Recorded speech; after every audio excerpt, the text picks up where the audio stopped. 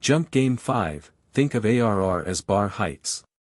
From any bar you may jump up to D positions left or right, but only onto a strictly shorter bar, and every bar between you and the landing must be shorter than your current height.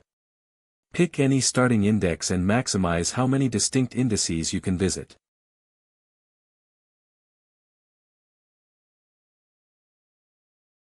Example 2, every height is the same, so you can never land on a strictly smaller bar. The best path visits only one index. Rule 1, water flows downhill. From a bar you may jump up to D steps left or right, but only onto a strictly shorter bar. Here on height 3, the neighbor height 1 is one index away, within D equals 1, and it is lower, so this jump is allowed. Rule 2 is the open corridor. It is not enough that the landing is lower, every bar strictly between you and that index must be shorter than your starting height. On height 4 with D equals 1, both adjacent drops work. Now raise the bar in between index 0 and the peak, the landing still looks lower, but the corridor fails because a middle index is not strictly below your height.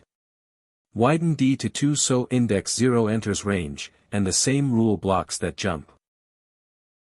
If a very tall bar can legally reach a shorter bar, it inherits every continuation that shorter bar already counted.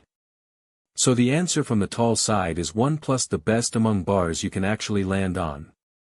That is optimal substructure. Along every valid jump the height drops, so paths cannot cycle and each answer is built from strictly smaller landings. Same heights as before, but now D equals 2 so longer chains can appear. Draw only valid jumps, every edge goes to a strictly lower bar, so the picture is a directed acyclic graph. Each index needs 1 plus the best among landings you can reach, which is textbook dynamic programming on a DAG. You can evaluate that top-down with a cache, or bottom-up in any order that respects those dependencies. Both are the same recurrence, just different schedules. In tabulation you need a safe evaluation order. Sort indices by bar height, shortest to tallest. Then whenever you handle an index, every strictly lower landing you might jump to is already solved. Here that processing order is index 1, then 3, 0, and finally 2, we highlight the bars in that sequence. Take index 1, the smallest height. Within distance 1, both neighbors are taller bars, so there is no downhill landing. The path length at that index is just itself, set dp at 1 equal to 1. Next is index 3 at height 2. One step right leaves the array. One step left is the height 4 bar, you cannot land on a taller bar. No valid jump, so dp at 3 is 1 as well. Index 0 at height 3 can jump to index 1 within distance 1, and the corridor is empty. That entry is already filled, 1 plus dp at 1 gives 2. Record dp at 0 equals 2. Finally index 2 at height 4. It can drop to index 1 or index 3, both yield 1 plus 1 equals 2.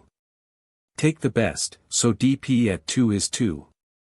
The answer to the problem is the maximum entry across the table, which is 2.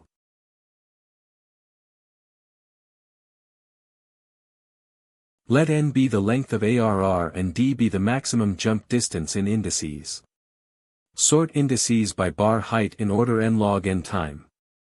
For each index in that order, sweep at most d positions to the right and to the left, stopping when the next bar is not strictly shorter. That is order d work per index, so overall time is order n log n plus n times d, space is order n for the dp array. Pseudocode for jump game 5, function max jumps takes the height array and d. Let n be the length of the array. Build processing order by sorting indices so shorter bars come before taller ones. Allocate dp with every entry initialized to 1 for the trivial path at that index. Track the best answer seen so far, starting at 1. Iterate indices in that height order so downhill targets are already computed. Reset the running best for this bar to 1. Start scanning to the right from the next index.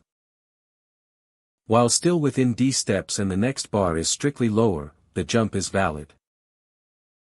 Relax with 1 plus dp at J, then advance J along the sweep. Start the leftward sweep from the previous index.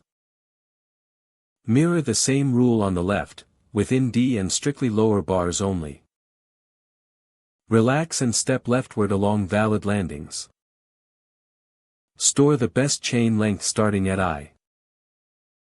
Update the global maximum with dp at I. Return the overall maximum chain length.